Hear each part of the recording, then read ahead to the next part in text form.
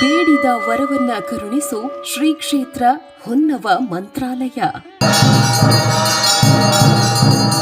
ಗುರುರಾಯರು ಅಂದ ತಕ್ಷಣ ನಮಗೆಲ್ಲ ನೆನಪಿಗೆ ಬರುವುದು ಮಂತ್ರಾಲಯ. ಬೇಡಿದ ವರವನ್ನ ಕರುಣಿಸುವ ಗುರುಗಳು ಅಂದ್ರೆ ಅದು ಶ್ರೀ ಗುರು ರಾಘವೇಂದ್ರ ಸ್ವಾಮಿಗಳು ಎಂಬ ಅಪಾರ ನಂಬಿಕೆ. ಆದರೆ ಅಲ್ಲಿಗೆ ಹೋಗುವುದು ಸಾಮಾನ್ಯ ಜನತೆಗೆ ಕಷ್ಟ. ಸಮಯದ ಅಭಾವ, ಕೆಲಸದ ಒತ್ತಡ, ಹೀಗೆ ಕೆಲವೊಂದು ಕಾರಣಗಳಿಂದ ಜನರು ಶ್ರೀ ರಾಘವೇಂದ್ರ ಸ್ವಾಮಿಗಳ ದರ್ಶನದ ಹಂಬಲವನ್ನ ಇಟ್ಟುಕೊಂಡಿದ್ರೂ ಅದು ಸಾಧ್ಯವಾಗಿರುವುದಿಲ್ಲ. ಅಂತಹ ಜನರ ಕಷ್ಟಗಳಿಗೆ ಸ್ಪಂದಿಸಲೆಂದೇ ಶ್ರೀ ಹೊನ್ನವ ಮಂತ್ರಾಲಯ ಕ್ಷೇತ್ರವಿರುವುದು. ಹೌದು, ಬೆಂಗಳೂರಿನ ಮಾಗಡಿ ಮುಖ್ಯ ರಸ್ತೆಯ ತಾವರೆಕೆರೆ ಬಳಿಯ ಹೊನ್ನಗನಹಟ್ಟಿಯ ಶ್ರೀ ಕ್ಷೇತ್ರ ಹೊನ್ನವ ಮಂತ್ರಾಲಯ ಪುಣ್ಯಕ್ಷೇತ್ರ. ಇದು ಸಾಕ್ಷಾತ್ ಮಂತ್ರಾಲಯ ರಾಘವೇಂದ್ರ ಸ್ವಾಮಿಗಳೇ ಇಲ್ಲಿ ನೆಲೆಸಿರುವ ಕ್ಷೇತ್ರ. ಇಲ್ಲಿ ಗುರು ರಾಘವೇಂದ್ರರು ನಿಮ್ಮ ಕಷ್ಟಗಳನ್ನೆಲ್ಲ ಪರಿಹರಿಸಿ ನೆಮ್ಮದಿಯ ಜೊತೆಗೆ ಸಕಲ ಸೌಭಾಗ್ಯಗಳನ್ನ ಕರುಣಿಸುತ್ತಾರೆ.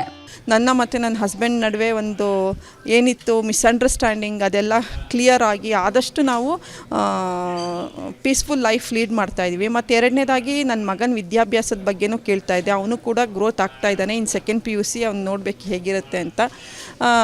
ಮತ್ತು ರಾಯರು ಯಾವುದೇ ಒಂದು ಇದು ಏನೇ ಕೊರತೆ ಇದ್ರೂ ಕೂಡ ಇಲ್ಲಿ ನನಗೆ ಮೇಯ್ನ್ ಇದ್ದಿದ್ದೇ ಅದು ನನಗದು ಆಗಿದೆ.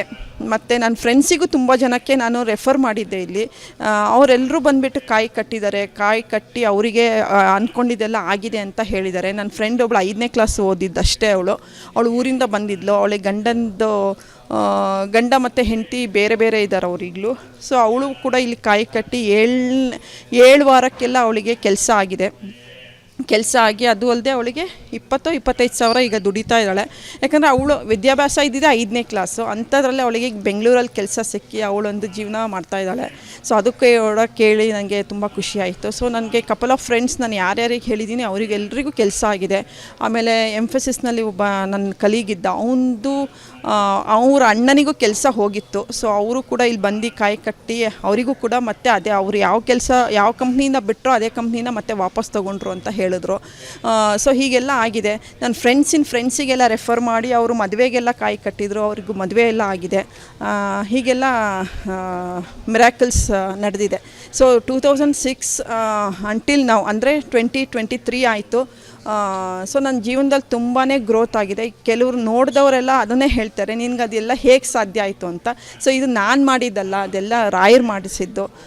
ಮತ್ತು ರಾಯರ ಒಂದು ಕೃಪೆ ನನಗೆ ಯಾವಾಗಲೂ ಅದನ್ನೇ ಕೇಳೋದು, ನಾನು ರಾಯರ ಕೃಪೆ ಇದ್ದರೆ ಸಾಕು ನನಗೆ ಅಂತ. ನಾನು ಎಷ್ಟು ಸಲ ನಾನು ಇಲ್ಲಿ ಬಂದು ಹತ್ತಿದ್ದೀನಿ ಅಂದರೆ ನನ್ನದು ಇದೇ ಇಲ್ಲ. ನನಗೆ ಎಷ್ಟು ತಲೆ ಬಿಸಿ ಇದ್ದು ಇಲ್ಲೇ ಬಂದು ಅಳೋದು, ಇಲ್ಲೇ ಕೂರೋದು, ಇಲ್ಲೇ ರಾಯರ ಹತ್ರ ಬೇಡ್ಕೊಂಡು ಹೋಗೋದು. ಸೊ ಇದು ಒಂಥರ ನನಗೆ ಸೆಕೆಂಡ್ ತವ್ರ ಮನೆ ಥರ ಆಗೋಗ್ಬಿಟ್ಟಿದೆ. ಏನೋ ಒಂಥರ ಧೈರ್ಯ ಅಂತೂ ಸಿಗತ್ತೆ. ಎಂಥದೇ ಸಮಸ್ಯೆ ಇರಲಿ ಅದು ರಾಯರ ಹತ್ರ ಹೇಳ್ಕೊಂಡು. ಯಾಕಂದರೆ ನಾನು ಒಬ್ಬಳೇ ಮಗಳು, ನನಗೆ ಯಾರೂ ಅಣ್ಣ ತಮ್ಮ ಯಾರೂ ಇಲ್ಲ, ನನ್ನ ತಂದೆ ಕೂಡ ಇಲ್ಲ. ಹಾಗಿರುವಾಗ ನನಗೆ ರಾಯರೇ ನನ್ನ ತಂದೆ ಅಂತ ಅಂದ್ಕೊಂಡ್ಬಿಟ್ಟಿದ್ದೀನಿ. ಸೊ ಅವರೊಂದು ಇಂಟಿಗ್ರಲ್ ಪಾರ್ಟ್ ಆಫ್ ಲೈಫ್ ಇದ್ದ ಹಾಗೆ ರಾಯರು. ಸೊ ನನಗೆ ಯಾವಾಗಲೂ ಎಷ್ಟೇ ಮಠಕ್ಕೆ ಹೋದರೂ ನನಗೆ ಮಂತ್ರಾಲಯದ ಯಾವಾಗಲೂ ನೆನಪಾಗ್ತಾಯಿತ್ತು. ಮಂತ್ರಾಲಯಕ್ಕೆ ಹೋಗಬೇಕು, ವರ್ಷಕ್ಕೊಂದ್ಸಲ ಹೋಗಿಲ್ಲ ಅಂದರೆ ನನಗೆ ನೆಮ್ಮದಿನೇ ಇರ್ತಿರ್ಲಿಲ್ಲ. ಬಟ್ ಇಲ್ಲಿಗೆ ಹೊನ್ನವ ಮಂತ್ರಾಲಯಕ್ಕೆ ಬರಲಿಕ್ಕೆ ಸ್ಟಾರ್ಟ್ ಮಾಡಿದ್ಮೇಲೆ ನನಗೆ ಆ ಒಂದು ಫೀಲಿಂಗ್ ಇಲ್ಲ, ಇಲ್ಲೇ ಇದ್ದಾರೆ ರಾಯರು, ಆ ಥರ ಫೀಲ್ ಆಗುತ್ತೆ. ನಮಗೂ ಅಂದರೆ ಎಲ್ಲರಿಗೂ ತೊಂದರೆ, ನಮಗೂ ಜಾಬ್ ತೊಂದರೆ ಆಗಿತ್ತು. ಅದಕ್ಕೆ ನಾವು ಒಂದು ಯಾವ TVಯಲ್ಲಿ ನೋಡಿವಿ ಈ ಥರ ಹೊನ್ನವ ಮಂತ್ರಾಲಯ ಅಂತ ಇದೆ, ಹೋಗಬೇಕು ಅಂಥೇಳಿ. ನಾವು ನಮ್ಮ ವೈಫು ಇಬ್ಬರು ಸೇರಿ ಬಂದೀವಿ ಇಲ್ಲಿ. ಅವರೊಬ್ಬರು ಜೋಶಿ ಅಂತ ಪ್ರಚಾರ ನರಸಿಂಹ ಜೋಶಿ ಅಂತ ಹೇಳಿ ಅವ್ರು ಹೇಳಿದ್ರಿಲ್ಲ ರೀ, ನಿಮ್ಮದು ಎಲ್ಲ ಕರ್ಮ ಕಲಿಬೇಕು, ಅದಕ್ಕೆ ನೀವು ಕಾಯಿ ಕಟ್ಟಬೇಕು, 16 ವಾರ ಸೇವೆ ಮಾಡಬೇಕು ಅಂತಂದರು. ಆಯಿತು ಅಂದ್ಬಿಟ್ಟು ಅವತ್ತೇ ಬಂದು ನಾವು ಕಾಯಿ ಕಟ್ಟಿ ಎಲ್ಲ ಸಂಕಲ್ಪ ಮಾಡಿಕೊಂಡು ಹೋದೀವಿ. ಸೊ ನಮಗೆ ತುಂಬ ಕಷ್ಟ ಜಾಬ್ ತುಂಬ ಕಷ್ಟ ಆಯಿತು. ಯಾಕಂದರೆ ಒಂದು ಮನೆ ತೊಗೊಂಡಿದ್ದೀವಿ, ಅದಕ್ಕೆಲ್ಲ ತುಂಬ ಲೋನ್ ಇತ್ತು. ಅದಕ್ಕೆ ಹೆಂಗೆ ಮಾಡೋದಪ್ಪ ಅಂತೇಳಿ ರಾಯರ ಹತ್ರ ಬಂದು ಬೇಡ್ಕೊಂಡಿವಿ. ಅದಕ್ಕೆ ಅವರು 3 ವಾರಲ್ಲಿ ನಮಗೆ ಬೇರೆ ಕಡೆ ಜಾಬ್ ಸಿಕ್ಬಿಡ್ತು. ಇವೊಂದು ಕೋವಿಡ್ ಇದು ಕೂಡ ಅದು ಜರ್ಮನ್ ಬೇಸ್ ಕಂಪ್ನಿಯಲ್ಲೇ ಒಂದು ಕೆಲಸ ಸಿಕ್ತು. 16 ವಾರ ಅಂತ ಹೇಳಿದರು ಅವರು, ಬಟ್ 3 ವಾರಲ್ಲಿ ಕೆಲಸ ಸಿಕ್ಬಿಡ್ತು. ಅದರಿಂದ ಎಲ್ಲನೂ ನಮಗೆ ಯಾವುದೂ ತೊಂದರೆ ಆಗಲಿಲ್ಲ, ಮುಂದೆ ಯಾವ ತೊಂದರೆ ಆಗ್ತಾನೆ ಇಲ್ಲ. ನಾವು 2021ರಲ್ಲಿ ಬರ್ತಾ ಇದ್ದೀನಿ. ಇವಾಗ ಇಲ್ಲಿ ಒಂದು ಯಾವಾಗಲೂ ಬೇಜಾರು ಬರ್ತಾ ಇರ್ತೀವಿ. ನಮ್ಮ ವೈಫ್ ಕೂಡ ಬರ್ತಾ ಇರ್ತಾರೆ. ನಾವು ಇನ್ನೊಬ್ಬರು ನಮ್ಮ ರೇಟ್ ಅವ್ರಿಗೂ ಹೇಳಿದ್ದೀವಿ. ಅವ್ರು ತುಂಬ ಹೆಲ್ತ್ ಪ್ರಾಬ್ಲಮ್ ಇತ್ತು ಅವ್ರದ್ದು ಕೂಡ. ಅವರು ಆ ಥರ 16 ವಾರ ಅವರು ಸೇವೆ ಮಾಡಿದರು. ಅವ್ರದ್ದು ತುಂಬ ಹೆಲ್ತ್ ಇಂಪ್ರೂವ್ ಆಗಿದೆ ಇವಾಗ. ಸೊ ನನ್ನ ಪ್ರಕಾರ ಇದು ಒಂದು ಮಠ ಅಲ್ಲ, ಒಂದು ಕ್ಷೇತ್ರ ಅಂತ ಹೇಳ್ತೀನಿ ನಾನು. ಹನುಮಂತರ ಕ್ಷೇತ್ರ ಅಂತ ಹೇಳ್ತೀನಿ. ಯಾಕಂದರೆ ಇಲ್ಲಿ ಒಂದು ವಿಶಿಷ್ಟವಾಗಿ ಒಂದು ಕಾಯಿ ಕಟ್ಟೋದು ಒಂದು ಏನಿದೆಯಲ್ಲ ತುಂಬ ಒಳ್ಳೆಯದು. ಆ್ಯಕ್ಚುಲಿ ಕಾಯಿ ಕಟ್ಟೋದ್ರಿಂದ ಒಂದು ಮನಸ್ಸಿಗೆ ನೆಮ್ಮದಿ ಸಿಗುತ್ತೆ ಮತ್ತು ಒಂದು ಕಾನ್ಫಿಡೆನ್ಸ್ ಬರುತ್ತೆ, ಇಲ್ಲಪ್ಪ ನಮ್ಮ ಕೆಲಸ ಆಗೇ ಆಗುತ್ತೆ ಅಂದ್ಬಿಟ್ಟು. ಶ್ರೀ ಕ್ಷೇತ್ರ ಹೊನ್ನವ ಮಂತ್ರಾಲಯದ ಇತಿಹಾಸ ನೋಡಿದ್ರೆ ನಿಜಕ್ಕೂ ಅಚ್ಚರಿಯಾಗುತ್ತೆ. ಯಾಕಂದ್ರೆ ಅಷ್ಟೊಂದು ಪವಾಡದಿಂದಲೇ ಈ ಕ್ಷೇತ್ರ ಸಾಕಷ್ಟು ಪ್ರಸಿದ್ಧವಾಗಿದೆ. ಶ್ರೀ ನರಸಿಂಹಾಚಾರ್ಯ ಜೋಶಿ ಅವರು ತಮ್ಮ ಚಿಕ್ಕ ವಯಸ್ಸಿನಲ್ಲಿಯೇ ಜಯನಗರದಲ್ಲಿರುವ ಮಂತ್ರಾಲಯದ ಶಾಖಾ ಮಠಕ್ಕೆ ಬಂದು ಸೇರುತ್ತಾರೆ. ಮಂತ್ರಾಲಯದ ಬ್ರಾಂಚ್ನಲ್ಲಿ ಶ್ರೀಮಠದ ವಿದ್ಯಾರ್ಥಿಯಾಗಿದ್ದ ಜೋಶಿಯವರು ಲಗ್ಗೆರೆಯಲ್ಲಿರುವ ಸ್ವಂತ ಜಾಗದಲ್ಲಿ ಚಿಕ್ಕ ಮಠವೊಂದನ್ನ ಕಟ್ಟಿ ಸೇವೆ ಮಾಡುತ್ತಿರುವಾಗ ತಮ್ಮ ವ್ಯಾಪಾರ ವಹಿವಾಟಿಗೋಸ್ಕರ ಅಂದರೆ ರಿಯಲ್ ಎಸ್ಟೇಟ್ ವ್ಯಾಪಾರಕ್ಕೋಸ್ಕರ ಹೊನ್ನಗನ ಹಟ್ಟಿಗೆ ಬರುತ್ತಾರೆ. ಆಗ ಜೋಶಿಯವರ ಭಕ್ತಿಯ ಸೇವೆಗೆ ಒಲಿದ ರಾಯರು ಒಂದು ರಾತ್ರಿ ಕನಸಿನಲ್ಲಿ ಬಂದು, ನಿನ್ನನ್ನ ಇಲ್ಲಿಗೆ ಅಂದರೆ ಹೊನ್ನಗನ ಹಟ್ಟಿಗೆ ಬರಮಾಡಿಕೊಂಡಿದ್ದೆ, ನಾನು ಈ ಕ್ಷೇತ್ರದಲ್ಲಿ ನಿನ್ನಿಂದ ನನ್ನ ಸೇವೆ ನಡೆಯಬೇಕು, ಜೊತೆಗೆ ಇಲ್ಲಿ ಕಾಯಿ ಸಂಕಲ್ಪ ಸೇವೆ ಮಾಡು, ಭಕ್ತರ ಸಂಕಷ್ಟ ನಿವಾರಿಸುವ ಕೆಲಸವನ್ನ ನಾನು ಮಾಡುತ್ತೇನೆ, ಜೊತೆಗೆ ಬೃಂದಾವನದ ಪಕ್ಕ ಬಲಭಾಗದಲ್ಲಿ ಪಂಚಮುಖಿ ಆಂಜನೇಯನನ್ನ ಪ್ರತಿಷ್ಠಾಪಿಸು ಎಂದು ರಾಯರು ಹೇಳುತ್ತಾರೆ.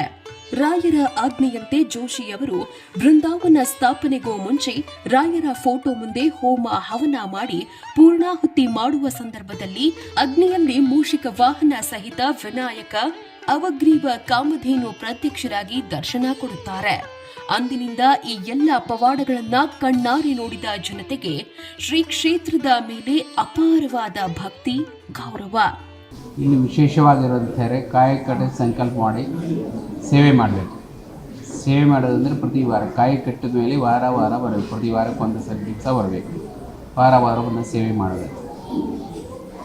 ಹೇಗೆಂದರೆ ಒಂದು ಸಲ ಬಂದು ನೀವು ಕಾಯಿ ಕಟ್ತೀರ, ನಿಮಗೆ ಏನೇ ಕೆಲಸಗಳಾಗಲಿ ಆ ಕೆಲಸಗಳಲ್ಲಿ ನೀವು ಏನು ಕೆಲಸ ಇರ್ತದೆ ಆ ಕೆಲಸಗಳನ್ನು ಕೇಳ್ಕೊಂಡ್ರೆ ನಿಮಗೆ ಹೇಳ್ತಾರೆ, ಗುರುಗಳು ಹೇಳ್ತಾರೆ ಎಷ್ಟು ವಾರ ಮಾಡಬೇಕು ಏನು. ಅದು ಯಾಕೆ ಅಂದರೆ 18, 21 ಯಾಕೆ ಹೇಳ್ತಾರೆ ಅಂದರೆ, ಏಕೆಂದರೆ ಅವೆಲ್ಲ ದೋಷಗಳು ಇರ್ತವೆ ಮನುಷ್ಯನಲ್ಲಿ. ಪ್ರತಿಯೊಂದು ದಿವಸ ಮಾಡೋದನ್ನ ದಿನ ತಪ್ಪುಗಳು ತಪ್ಕೊಂಡು ಗೊತ್ತಾಗೋದಿಲ್ಲ. ಏನೇ ತಪ್ಪು ಮಾಡಿಲ್ಲ ಅಂದ್ರೆ ನಾವು ನಡಿಬೇಕಾದ್ರೆ ಕಾಲಲ್ಲಿ ಒಂದು ಜೀವಿ ಸತ್ತಿರ್ತದೆ, ಅದು ಒಂದು ದೋಷನೇ. ಅದಕ್ಕೆ ನೀವು 18, 21, 16 ಈ ಥರ ಯಾಕೆ ಹೇಳ್ತಾರೆ ಅಂದರೆ 9 ನವಗ್ರಹ ದೋಷ ಉಂಟು. ಮಿಕ್ಕಿದ್ದು ಸ್ತ್ರೀ ದೋಷ, ಪುರುಷ ದೋಷ, ವಾಮಾಚಾರ ದೋಷ, ದೃಷ್ಟಿ ದೋಷ, ಸರ್ಪದೋಷ, ಭೂದೋಷ.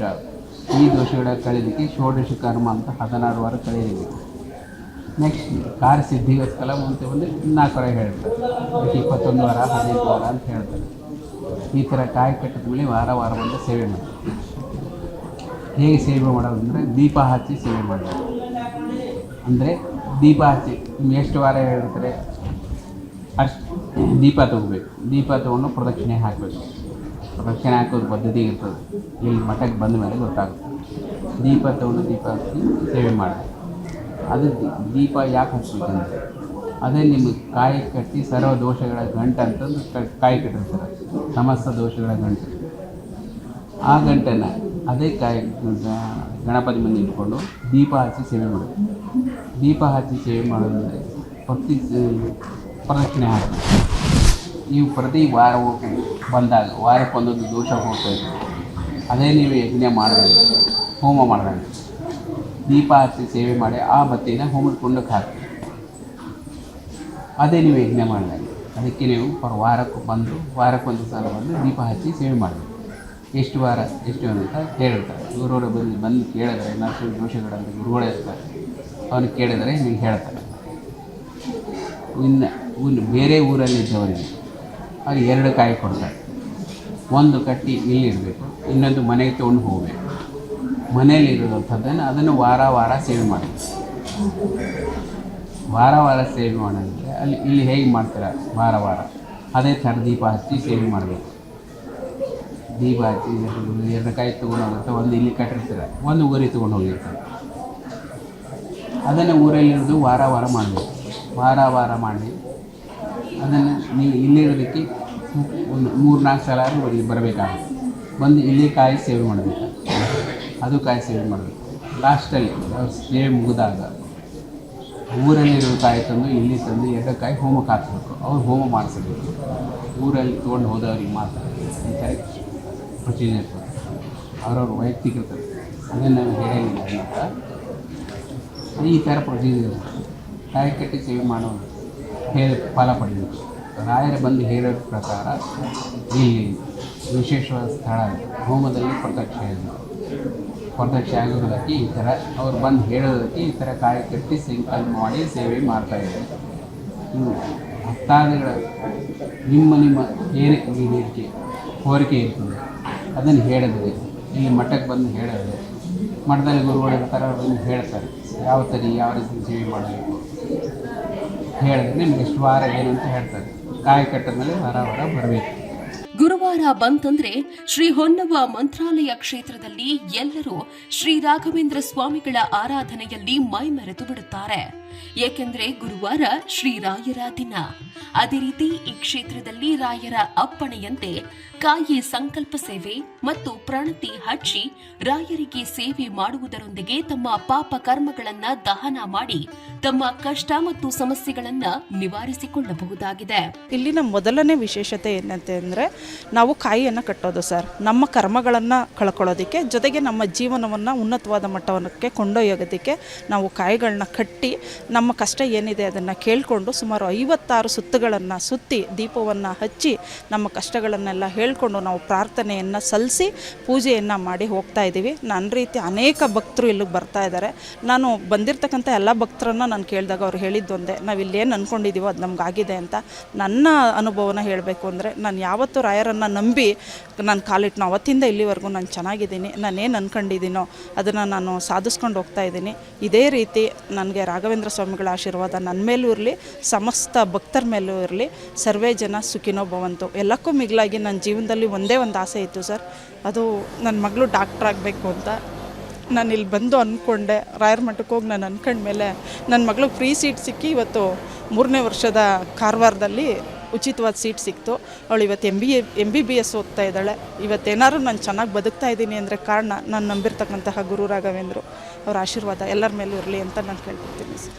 ಶ್ರೀ ಕ್ಷೇತ್ರದಲ್ಲಿ 9 ವಾರ, 11 ವಾರ, 18 ವಾರ ಹಾಗೂ 21 ವಾರಗಳ ಕಾಲ ಕಾಯಿ ಸಂಕಲ್ಪ ಮಾಡಿ ಪ್ರಣತಿ ಹಚ್ಚುವುದರಿಂದ ಪಿತೃದೋಷ, ಸರ್ಪದೋಷ, ಭೂದೋಷ, ಸ್ತ್ರೀದೋಷ, ದೃಷ್ಟಿದೋಷ, ವಾಮಾಚಾರ, ಮಾಟ ಮಂತ್ರಗಳು ಸೇರಿದ ಎಲ್ಲ ಕರ್ಮಗಳು ನಿವಾರಣೆಯಾಗಿ ರಾಘವೇಂದ್ರರ ಅನುಗ್ರಹ ಸಿಗುತ್ತದೆ. ನಾವಿಲ್ಲಿಗೆ ಅರೌಂಡ್ 3 ಇಯರ್ಸ್ 4 ವರ್ಷದಿಂದ ಬರ್ತಾ ಇದ್ದೀವಿ. ಇಲ್ಲಿ ತುಂಬ ಚೆನ್ನಾಗಿರುತ್ತೆ ಬಂದರೆ, ಅಂದರೆ ನಮಗೆ ತುಂಬ ಚೆನ್ನಾಗಿ ಅನಿಸುತ್ತೆ ಬಂದರೆ. ಸೊ ಯಾವಾಗಾದ್ರೂ ಟೈಮ್ ಸಿಕ್ಕಿದಾಗ we do try to come here. And one more thing is ಇಲ್ಲಿ ಎಲ್ರಿಗೂ ದೇ ಪ್ರೊವೈಡ್ ಫುಡ್. ಸೊ ತುಂಬ ಜನ ಇಲ್ಲಿ every day they provide food actually. So that is something ತುಂಬಾ ಒಳ್ಳೆಯದದು. And it encourages a lot of people to come and ಅವರು ಕೈಲಾದ ಸೇವೆ ಮಾಡೋದಕ್ಕೆ ತುಂಬ ಚೆನ್ನಾಗಿರುತ್ತೆ ಇಲ್ಲಿ. ಸಮಥಿಂಗ್ ಸರ್, ನಾವು ಆಲ್ಮೋಸ್ಟ್ 4 ವರ್ಷದಿಂದ ಬರ್ತಿದ್ದೀವಿ ಸೇವೆ ಮಾಡೋಕ್ಕೆ. ಆ್ಯಂಡ್ ರಾಯರ್ ನಾವು ಏನು ಅಂದ್ಕೊಂಡ್ರು ನಮಗಾಗಿದೆ. ಸೊ ಮೇ ಬಿ ಎಲ್ಲರೂ ಬಂದು ಸೇವೆ ಮಾಡಿದರೆ ರಾಯರು ಅವ್ರು ಅಂದ್ಕೊಂಡಿದ್ದಾಗತ್ತೆ.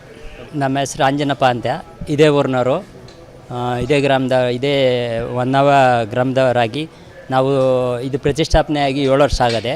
ಸುಮಾರು ನಾವು 5-6 ವರ್ಷದಿಂದ ಬರ್ತಾಯಿದ್ದೀವಿ. ಇನ್ನು ನಾವು ಇರೋವರೆಗೂ ಬರಬೇಕು ಅಂತ ಇದ್ದೀವಿ. ನಾವು ಕೆಲವು ಅರ್ಸ್ಕೊಂಡಿದ್ದೋ ಅದೆಲ್ಲ ಕೆಲವು ಆಗೈತೆ, ತುಂಬ ಚೆನ್ನಾಗೇ ಆಗೈತೆ. ಇಲ್ಲಿ ಅನುಕೂಲ ಆಗೈತೆ, ಅದ್ರ ಬಗ್ಗೆ ಇಲ್ಲ ಅನ್ನೋದಲ್ಲ. ಇನ್ನು ಈ ಕಾಯಿ ಕಟ್ಟೋದು ಇದೆಲ್ಲ ಭಾರಿ ವಿಶೇಷತೆ ಇಲ್ಲಿ. ತುಂಬ ಚೆನ್ನಾಗಿ ನಡೀತೈತೆ. ದೊಡ್ಡ ಒಂದು ಕ್ಷೇತ್ರ ಆಗಬೇಕು ಅಂತ ನಾನು ಬಯಸ್ತಾ ಇದ್ದೀನಿ.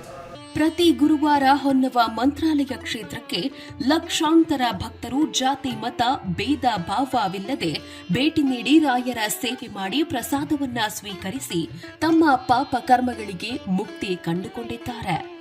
ಸಾವಿರಾರು ಜನರು ರಾಯರ ಸೇವೆ ಮಾಡಿ ಜೀವನದಲ್ಲಿ ಯಶಸ್ಸು ಕಂಡ ಉದಾಹರಣೆಗಳು ನಮ್ಮ ಕಣ್ಣು ಮುಂದೆ ಸಾಕಷ್ಟಿವೆ. ಅದೇ ರೀತಿ ನಿಮ್ಮ ಜೀವನದಲ್ಲಿ ನಿಮ್ಮವರ ಹಾರೈಕೆ ಮತ್ತು ಒಳತಿಗಾಗಿ ರಾಯರ ಕೃಪೆಗಾಗಿ ಶ್ರೀ ಹೊನ್ನವ ಮಂತ್ರಾಲಯ ಕ್ಷೇತ್ರಕ್ಕೆ ಭೇಟಿ ಕೊಡುವುದನ್ನ ಮರೆಯಬೇಡಿ.